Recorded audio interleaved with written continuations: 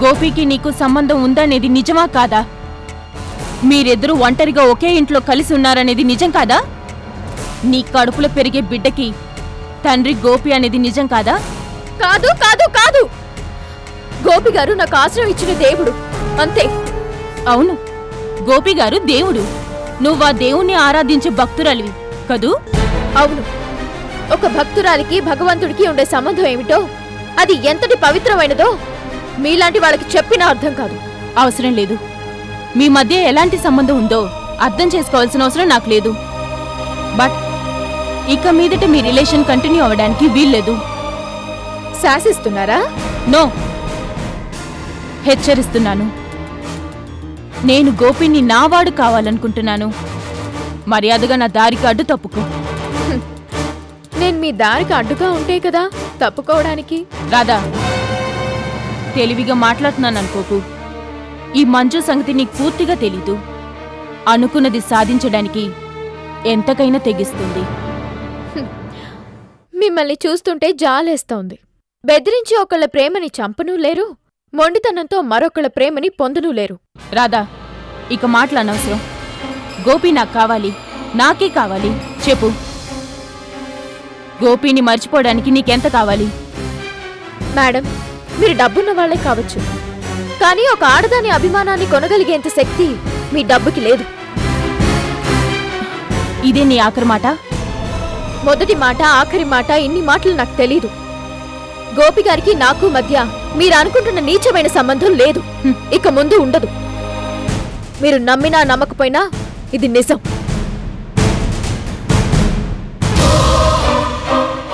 Madam, ఒక్క మాట గుర్తుంచుకోండి. మగవాడి ప్రేమని పొందాలంటే అహంకారం కాదు, అభిమానం కావాలి. అతిశయం కాదు, అణుకువ కావాలి. అనుమానం కాదు, అనురాగం కావాలి. ఇవేవీ లేని ఆడది ఆడదే కాదు.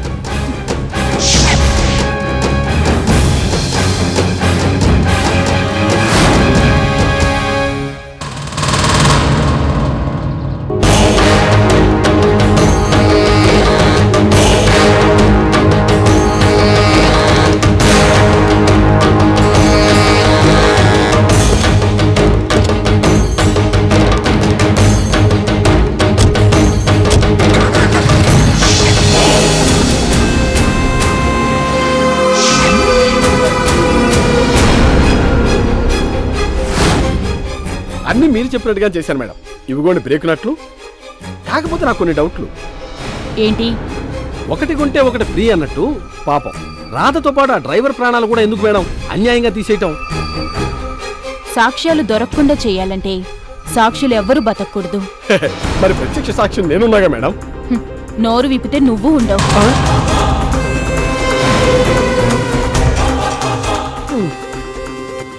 అమ్మో, పడక నీటిలో బతకటం అంటే ఇదే మరి.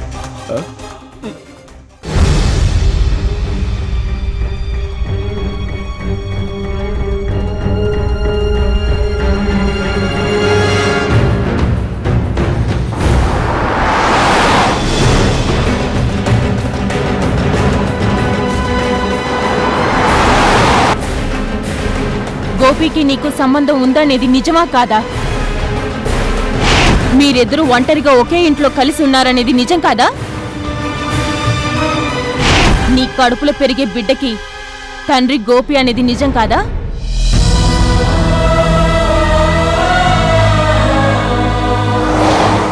మా హోంలో విసిరేసే ఎంగిలి మెతుకులు తింటూ బతికే నీకు మర్యాదేంటే?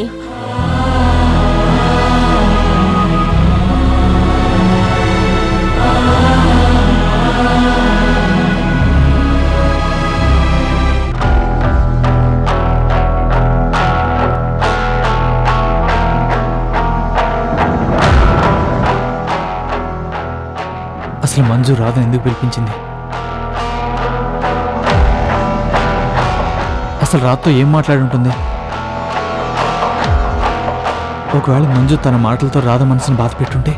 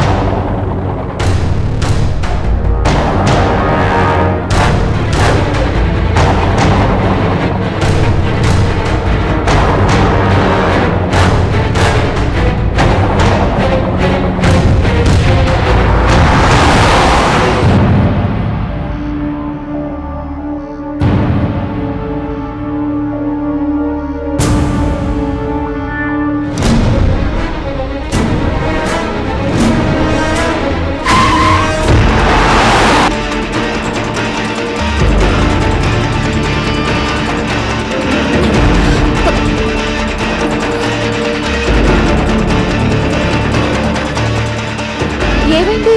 బ్రేక్ ఫెయిల్ అయిందమ్మా.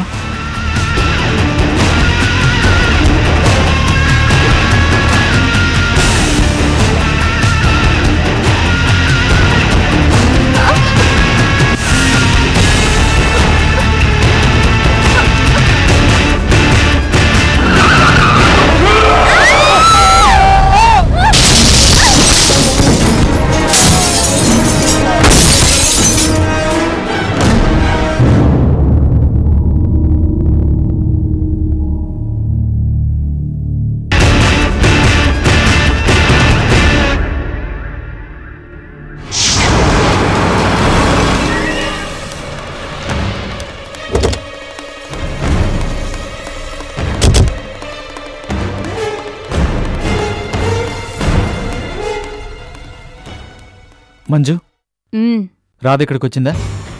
వచ్చింది, వెళ్ళింది. ఏ రాధని ఇక్కడికి ఎందుకు రమ్మన్నా? ఎందుకేంటి? మన హోంలో ఉండే రాధా అనే అమ్మాయి ప్రెగ్నెంటు. ఆ అమ్మాయిని బాగా చూసుకోవాలి, స్పెషల్ కేర్ తీసుకోవాలని డాడీ చెప్పారు కదా. అందుకే ఎలా ఉందో చూద్దామని పిలిపించా. పాపం చాలా వీక్గా ఉంది. వార్డెన్కి చెప్తాను, బాగా రెస్ట్ తీసుకో, నీకేం కావాలన్న మొహమాట పడకుండా అడుగు అని చెప్పి పంపించా. Any problem? అవును, ఈయనెవరు? డాక్టర్ కిషోర్, రాధకి బాగా కావాల్సిన వారు. Oh I see. అందుకేనా ఇందాక నుంచి టెన్షన్గా చూస్తున్నారు? కూర్చోండి డాక్టర్. It's okay. రాధ వెళ్ళి ఎంతసేపు అయింది? 10 minutes. ఏం లేదు, ఓ డాక్టర్గా రాధ కండిషన్ నాకు తెలుసు. కార్లో తను ఇంత దూరం ప్రయాణిస్తే స్ట్రెయిన్ అవుతుందనా? No problem. డ్రైవర్ మా హోంలో వాడే, సేఫ్గా తీసుకెళ్తాడు. మంజు, రాధతో ఏం మాట్లాడా? సింపుల్. హోంలో ఫెసిలిటీస్ అన్ని బాగున్నాయా అని అడిగాను. ఫుడ్ ఎలా ఉంది, అన్ని టైమ్లీగా జరుగుతున్నాయా అని, ఇలాంటి క్వశ్చన్స్ జస్ట్ ఫర్ ఫీడ్బ్యాక్. ఈ ప్రశ్నలన్నీ నువ్వు హోమ్కి వెళ్ళి అడగచ్చుగా? అఫ్ కోర్స్ అడగొచ్చు, కానీ అక్కడ మేనేజర్, వార్డెన్ వీళ్ళ ముందు అన్ని ఓపెన్గా చెప్పలేరు కదా. అందుకే ఈ ట్రిక్ ప్లే చేశాను. ఎంక్వైరీ చేస్తున్నావని తెలియకుండానే ఎంక్వైరీ చేశాను. How is that? Okay, bye. కూర్చోండి, కాఫీ తెప్పించినా? No thanks. కమన్ గోపి.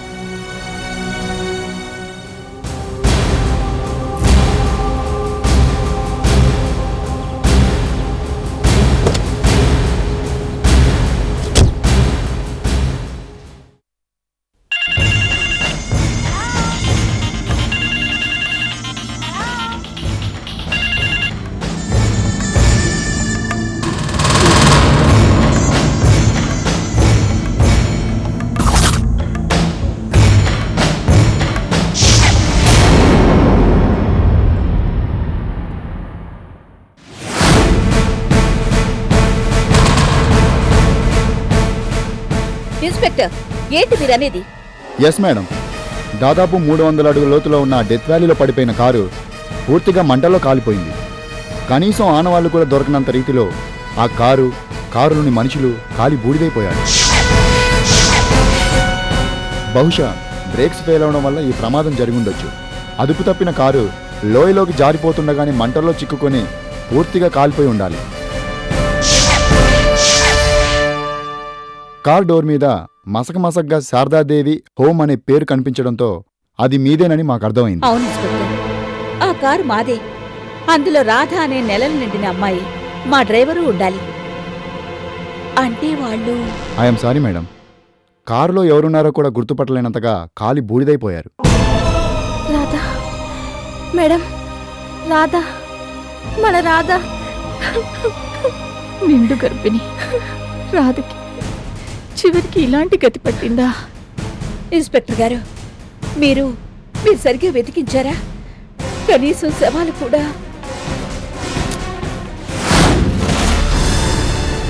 భగవంతుడా.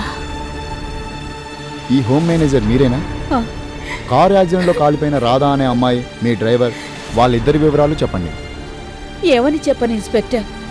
బతుకు నడవక, బతికే దారి దొరక్క ఇక్కడికి చేరిన అభాగ్యులే అందరూ.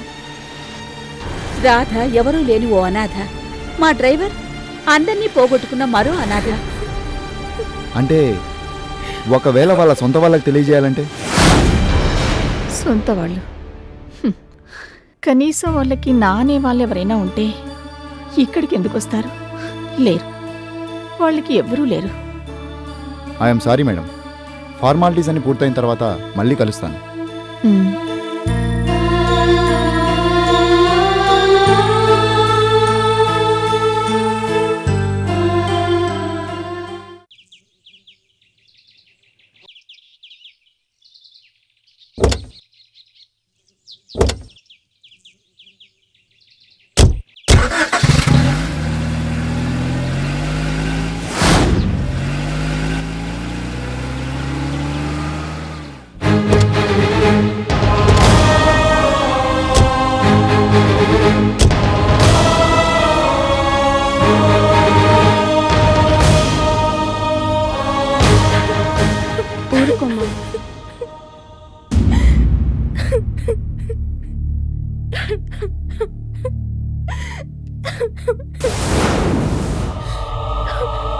ఏమైంది మేడం? అందరూ ఎందుకు ఇలా ఉన్నారు? బాబు, రాదొస్తున్న కారు ప్రమాదవశత్తు లోయలో పడిపోయిందట.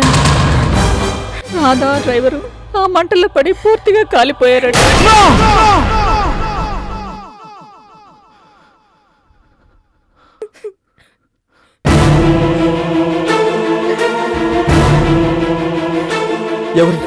ఎవరు చెప్పారు? ఇంతకు ముందే ఇన్స్పెక్టర్ గారు వచ్చి జరిగిన యాక్సిడెంట్ గురించి చెప్పారు. అది మన కారే సార్. ఎలా జరిగింది? అదే ఎవరికి అంతుపట్టడం లేదు. కనీసం ఆనవాళ్ళు కూడా దొరకకుండా మంటల్లో కాలి బూడిదైపోయారట. ఇదంతా అబద్ధం, మేము నమ్మం. మేము నమ్మలేదు సార్.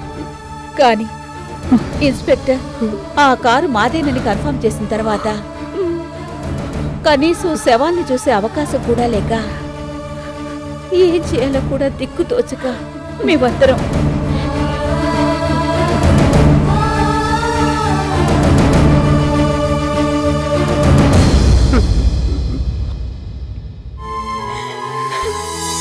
డెలివరీ అయ్యాక నాతో పాటు 10th క్లాస్ పరీక్షలు రాస్తానన్న రాధా నన్ను మా అందరినీ వదిలేసి దిక్కులేని దానిలా ఆఖరి చూపు కూడా అందకుండా కాలి బూడిదై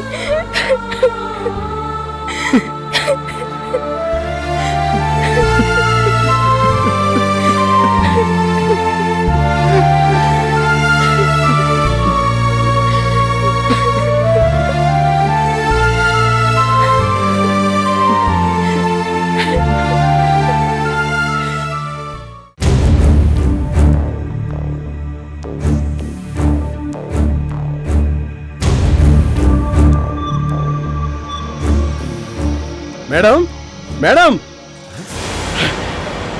మేడం మేడం మేడం వాట్ చెల్పాయ్?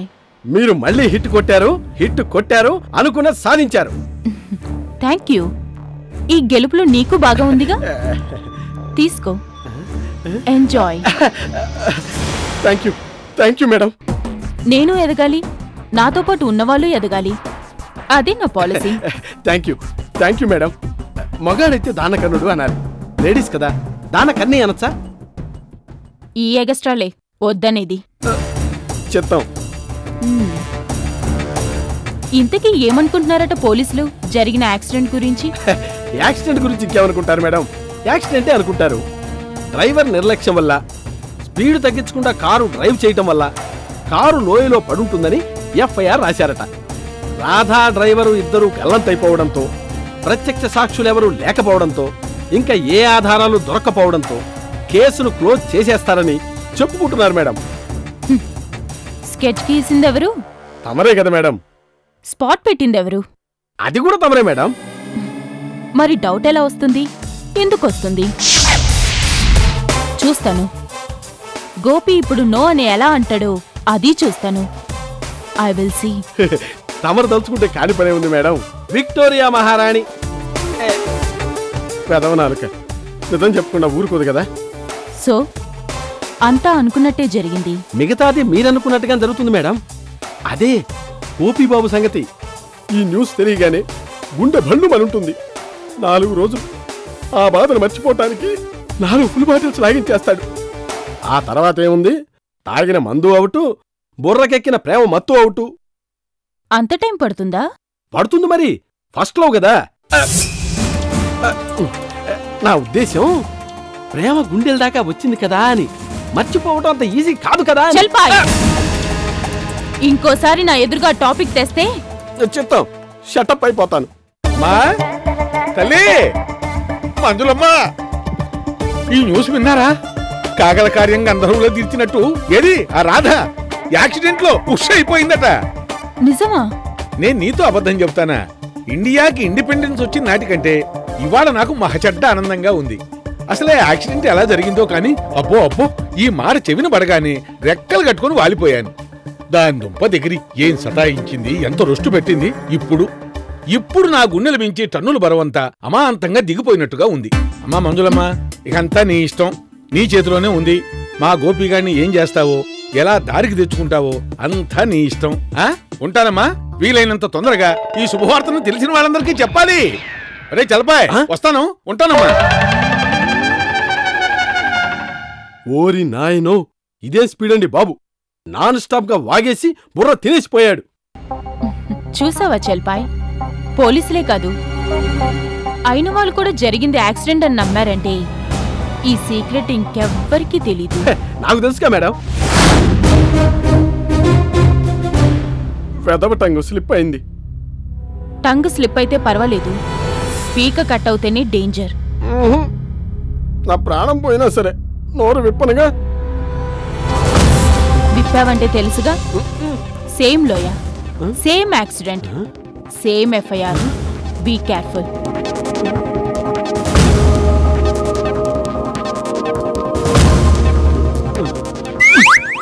ఒరే చలపాయ్, టంగుని కాస్త కంట్రోల్లో పెట్టుకోరా.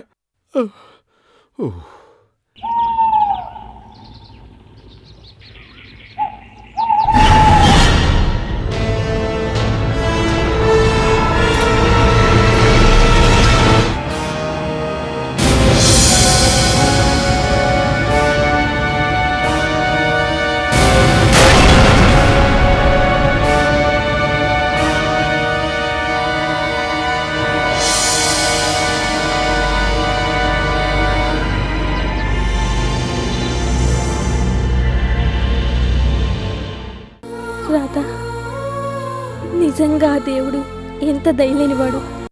ఊరుకో గురు, ఏం చేస్తాం? Bad luck. రాధకి నిన్ను అందుకునే అదృష్టం లేదు. అవునరా, బ్యాడ్ లక్, నిజంగానే బ్యాడ్ లక్. కానీ రాధది కాదు, నాది.